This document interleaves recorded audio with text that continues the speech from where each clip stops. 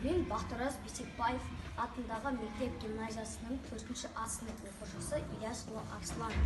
Мұқағали Мақатай. Теңізге барамын. Көргенім жоқ теңіздің тулағанын, естіген жоқ шағалар шулағанын. Аспанда емес, теңізде жерде шығар, жерде болса әйтеуір бір барамын. Сапар шегіп теңізде жүрмеп едім, тірі болсам оны да бір көремін.